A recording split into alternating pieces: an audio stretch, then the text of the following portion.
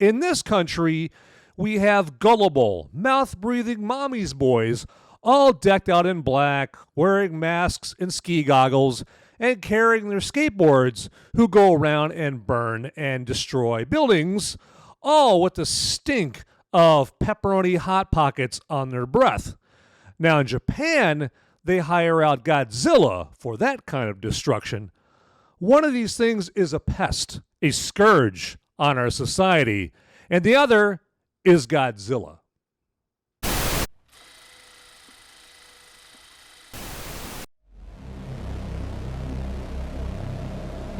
In a world where the number of movies available is great, but many are so bad, you'll learn a new definition of hate. One man sifts and reviews through the movie sludge. One man will be the movie cop, jury, and judge.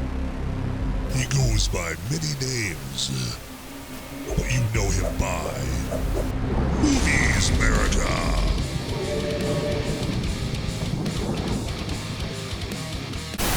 Konnichiwa, my movie maniacs, my fellow freedom-fueled film fanatics. Welcome to this episode of Movies Merica. As always, I'm your humble host, Van Ebert, and I want to implore you and welcome you to come on in and invite anybody that you think might even remotely be interested in this show to check out the show as well, okay? Who's coming with me? Who's coming with me?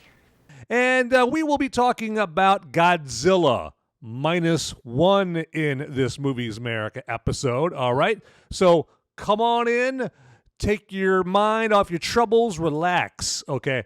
And let's get right into Godzilla -1. And just a brief synopsis, just to start us out, all right? Let's go, I'm bored, let's go. All right, to get the fires lit.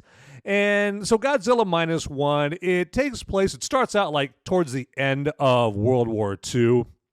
And we meet our main character, Koichi, I believe, Koichi Shikishima, I believe is his full name. And he is a kamikaze pilot for the Japanese. And we first see him, he's landing his plane on this island, Odo Island. And he's basically faking a plane malfunction as a reason that he wouldn't go through with his duty as a kamikaze pilot. Liar! Liar! Well, he's feeling shamed, okay? He's not feeling too hot about himself. And then not long after that, him and some mechanics on the island, they have an encounter with the namesake of this movie, Godzilla, okay? And some tragedy strikes, and which makes him feel even more guilty and ashamed than he already was because he didn't fulfill his kamikaze pilot duties, okay? And so then he ends up back in Tokyo to reunite with his parents. Well, sucks for him. His parents died in the bombings of Tokyo, and Japan just overall is looking like a pile of dog crap, okay? And that's where the -0 comes into play in the title of the movie. So in Japan, before the destruction of World War II, they would have been at 0, okay?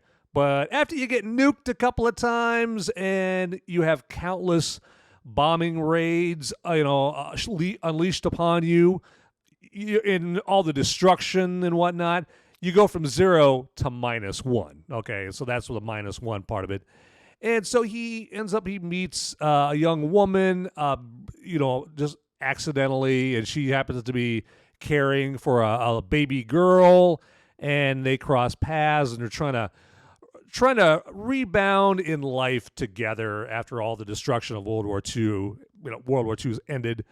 And then later on, they do find themselves crossing paths with Godzilla, as does, the rest of the Japanese.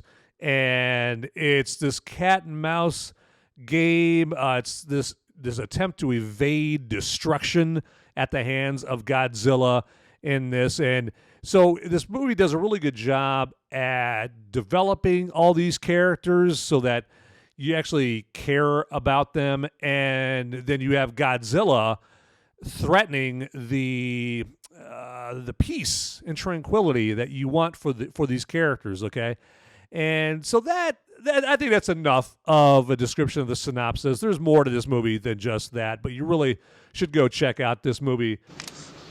Yeah. To see that. And I'll be honest with you, this is the best kaiju movie I've ever seen. Kaiju is what the Japanese call any big monster, King Kong, Godzilla, Mothra. Those would be examples of kaiju. And this is the best kaiju movie that I've ever seen. I'm going to say that right from the start, okay? And the visual effects are excellent, okay? And this is these visual effects are excellent in a movie that reportedly cost $15 million. Now, the reports are that it cost more than that, so maybe 30, 35, maybe tops 50 million, okay? But even 50 million is still an amazing story for how good the visual effects look here compared to a lot of the $250 million, $300 million budget movies that we see come out of Marvel and DC. The visual effects in this are better than any Marvel or DC movie that I've seen anytime recently, okay? And if the max that they spent on the budget for this movie was $50 million, that's embarrassing, Hollywood. Embarrassing.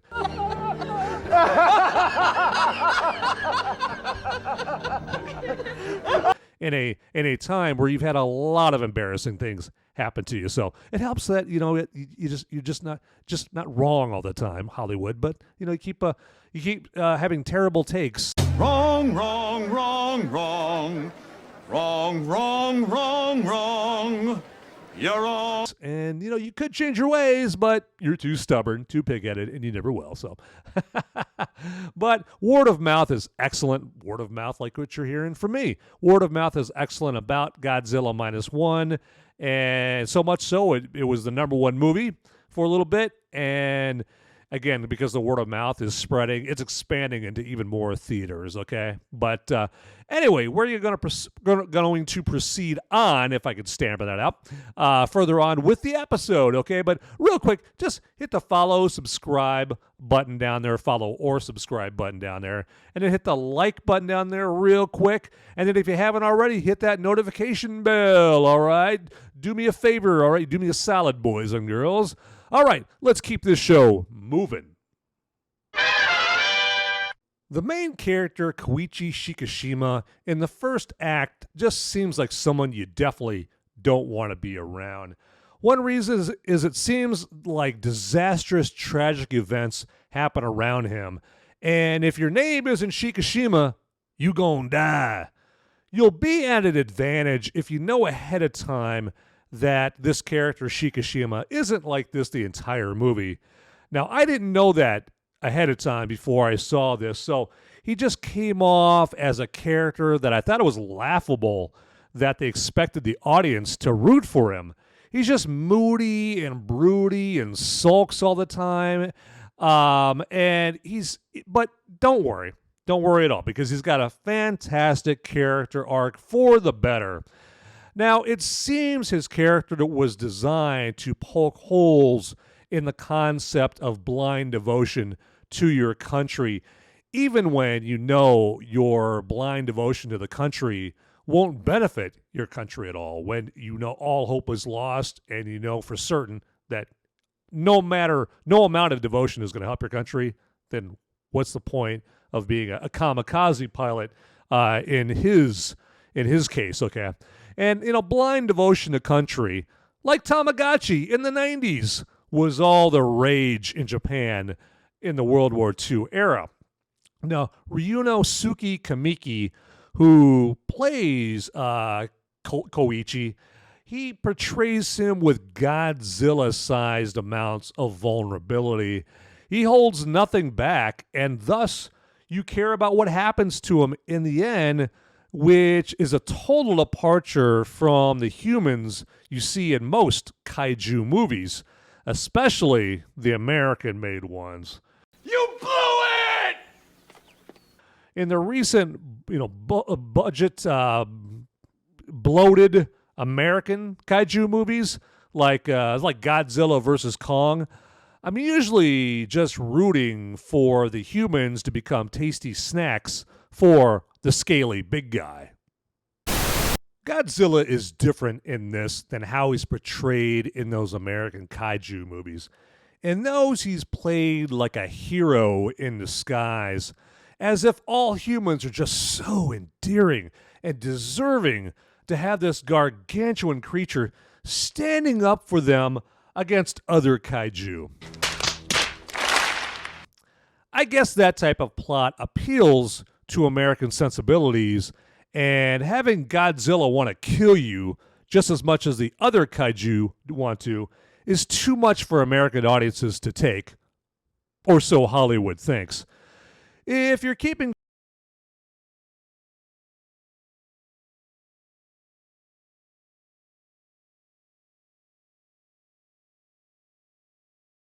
lucky film fans get a free trip to a shooting range with Alec Baldwin. Now, the first Godzilla movie in 1954, that one was supposed to be scary because Godzilla was on a destructive rampage, killing indiscriminately. Godzilla -1 pays homage to that original movie in many ways, including what Godzilla is in this latest Godzilla movie. Godzilla ain't your pal. What? Okay? Godzilla isn't America's or Japan's defender. Fine by me! He's in the ass-kicking business. And business is a booming. Now, this show is spoiler-free, but the show this Thursday night called Movies Merica Spoiler Warning is going to be all spoilery, okay? I'm going to spoil you rotten, okay? And this show that comes on Thursdays comes on at 7 p.m. Eastern, so that's 6 Central, 5 Mountain, and then 4 Pacific, okay?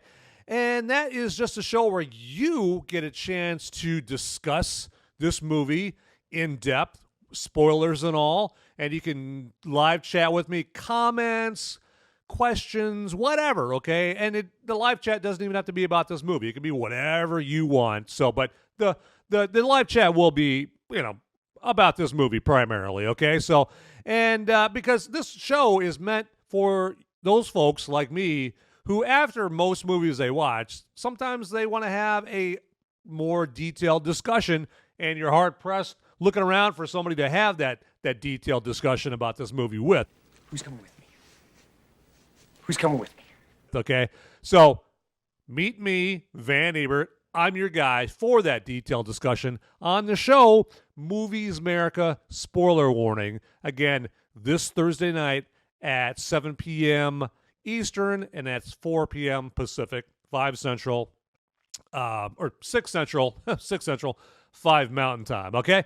And how do you join this show? Well, all you got to do is on Thursday, you can go to my @MoviesMerica page on Twitter or X, and you can click on the link for the Movies Merica Spoiler Warning show right there, or you can go to YouTube or Rumble. That's where the show's at, and you can look up Movies Merica. Now, if you look up Movies Merica on Rumble, it'll work just fine. It'll bring you right to my page on Thursday, and you just got to click on the link for Movies Merica Spoiler Warning. Easy peasy, okay? Now, YouTube's kind of stupid. YouTube's kind of dumb, okay? And so when you type in Movies Merica, it's gonna think you're trying to search for Movies America. Nope, wrong-o, okay? So what you have to do is right underneath where you typed in Movies Merica, you have to click on this little blurb that says search instead for Movies Merica. Click on that, and then that'll take you to the Movies Merica page, okay? Also, you might have to type in Till Death Podcast Network. That's another way to search in YouTube for the Movies Merica Spoiler Warning show. All right. Hey, enough about that. I hope to see you this Thursday night. Let's get on with the show. Godzilla Minus One makes sure that the stakes are high by making you like the characters, and as a result, you care about what happens to them. Did anybody care if Godzilla ate Alexander Skarsgård in Godzilla vs. Kong and then used Millie Bobby Brown as a toothpick afterwards? Hell no. Why not? Well, that's because they were just written to be cardboard cutouts, meat puppets, to bounce plot points off of. The supporting characters in Godzilla Minus One are fleshed out so you actually get to know them. I know, mind-blowing. They don't act like pretentious know-it-alls with the personality of a pile of dino dung. The young woman that is haphazardly thrust into Koichi's life, Noriko, is introduced to us as someone who is also desperate and down on their luck when the two meet. Now, she also is caring for a baby girl named Kiko to raise the stakes even higher, okay? Now, the writers brilliantly compel us to be concerned about what happens to them because we see them struggle to live amongst an obliterated by war Japan. Now, they soon become an unconventional family struggling to get by as Japan rebuilds. Koichi's work pals we're introduced to, who later become his valuable allies, are fun characters to root for, too. We don't want to see them end up as human Happy Meals for Godzilla either.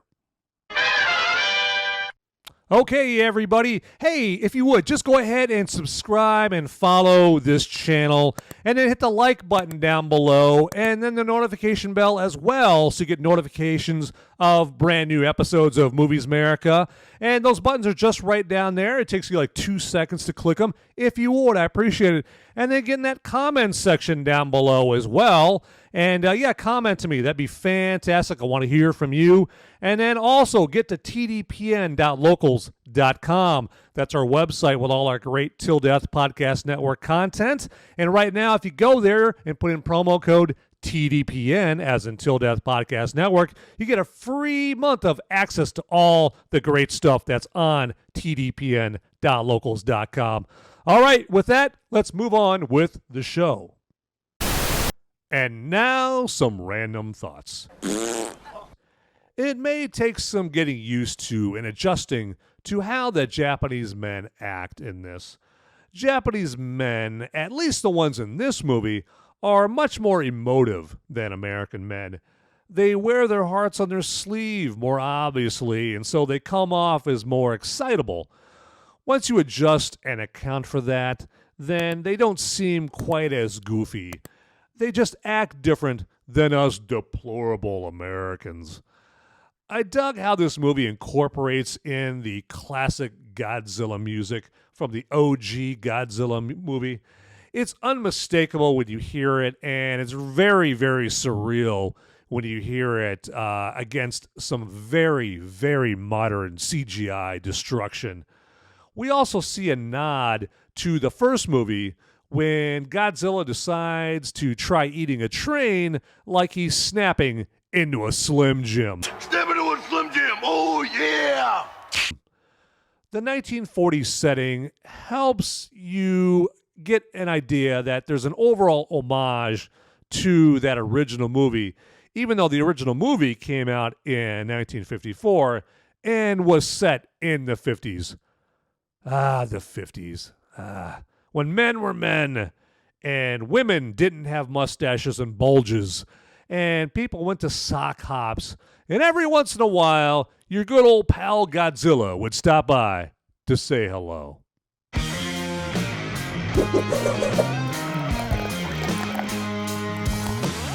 That's right, my movie maniacs, my fellow freedom-fueled film fanatics. It's brew review time.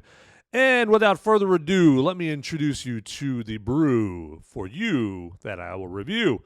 And we are rolling, we are rocking with some Founders Dirty Bastard Scottish Ale right here. So yeah, and this comes to us from Grand Rapids, Michigan. Yeah, rumor has it they make some pretty good beer up in the Mitten State, okay? And this is no exception. It's refreshing dark ruby red.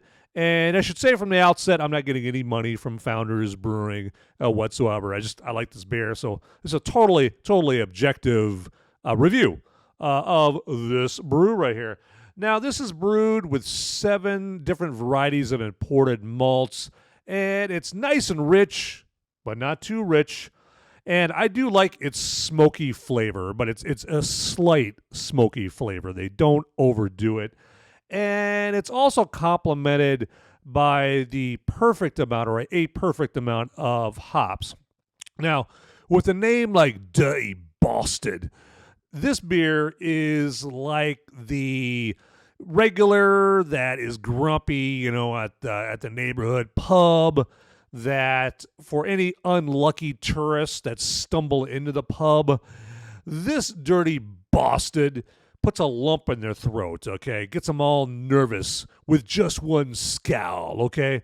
So watch your step, lad, with some Dirty Bastard. Yeah, so I don't know why I'm doing a British accent. It's a Scottish ale, but anyway. Let me try to save any face I have left with a drink of one Dirty Bastard.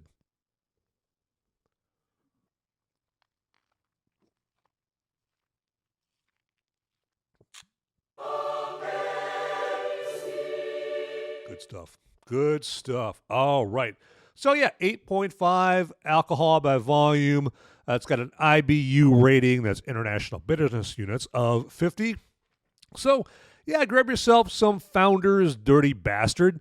It's not the most obscure beer. You probably will be able to find it in your town, unless you live in like some one stoplight town or something like that. And even then, you just got to go to like gopuff.com or drizzly.com, someplace like that, and get it. All right?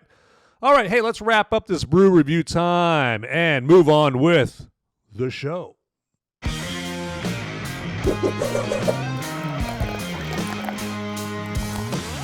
Is this a woke after-school special?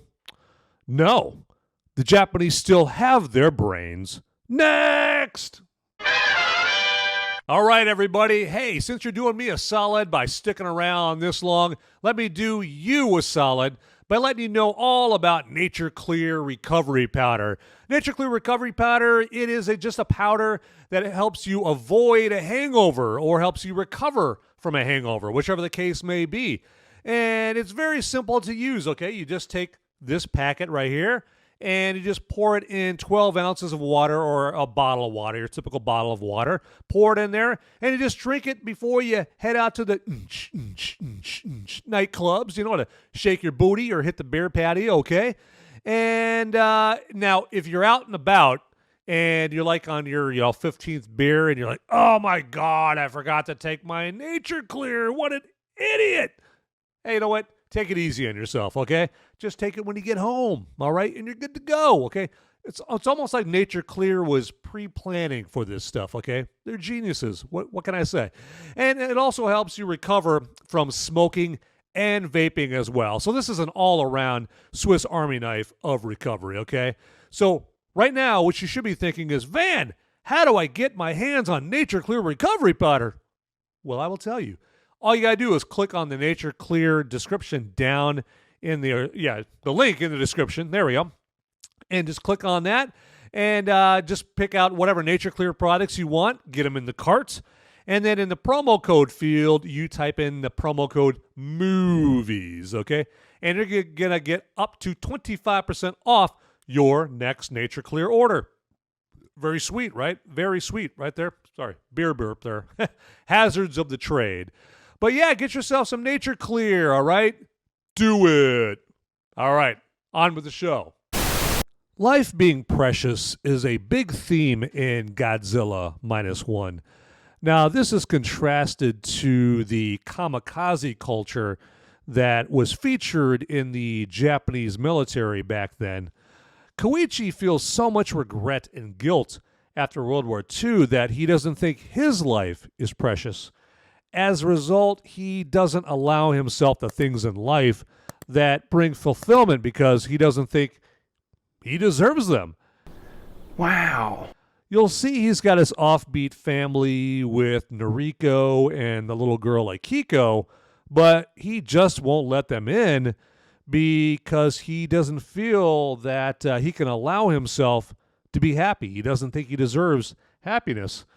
Now, his work buddies just don't get why he's this way because they also care for Noriko and Akiko and want to see someone happy in this godforsaken, obliterated post-World War II Japan.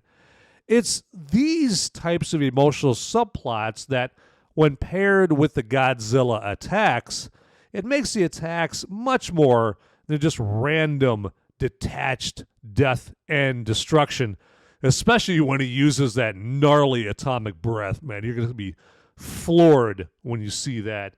When you hear that one of the main characters is in the path of a Godzilla temper tantrum, it actually bothers you.